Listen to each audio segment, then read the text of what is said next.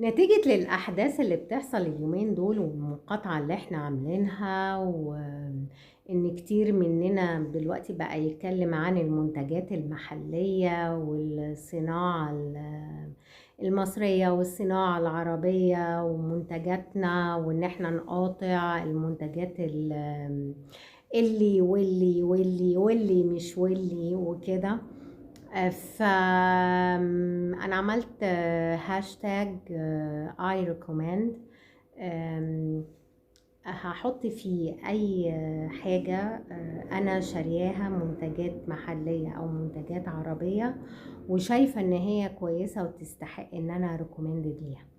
و in the same time أي مكان أنا هروحه، إن كان بقى ريستورانت، إن كان سوبر ماركت، إن كان مطعم، محل فول وطعمية، عيش، أي حاجة شايفة إن هي معاملتهم كويسة، منتجاتهم كويسة، الكواليتي بتاعت الحاجة حلوة، هريكومند ليهم ومن غير ما اخد مقابل، من غير ما هم يكلموني ويقولوا لي تعالي اعملي ويدفعوا لي، من غير اي حاجة. هي مجرد ان الواحد شايف ان دي حاجة كويسة فبيقول رأيه وبيعرضها على الآخرين، ممكن يستفيدوا زي ما هو ما بيستفيد.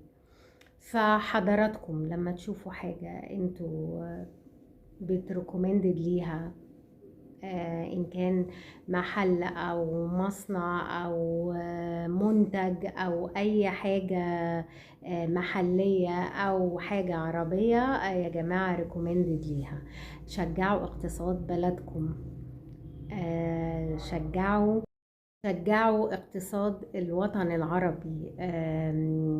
انتوا لما هتعملوا كده واحنا كلنا لما هنعمل كده، ده هيرفلكت على القيمة بتاعت العملة بتاعت بلدنا او البلاد العربية.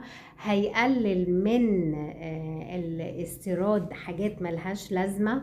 هي بدل لما الناس ما تروح وتدخل على ويب سايت وتسافر تشتري البرودكتس اللي بعشرات الآلاف دولارات وآلافات الدولارات، حتى لو مئات الدولارات، ليها بديل بنفس الكواليتي وبنفس الجودة وبنفس القيمة في بلدنا والبلاد العربية. نجو ليها يا جماعة، نرفع من اسمنا ونرفع من قيمة منتجنا ونرفع من اقتصادنا.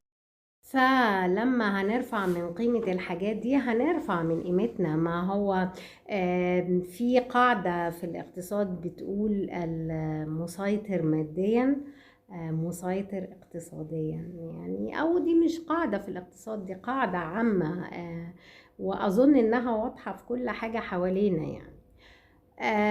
فبليز I recommend. أنا بوصي بذلك، أنا شايفة إن المنتج ده كويس، أنا كذا.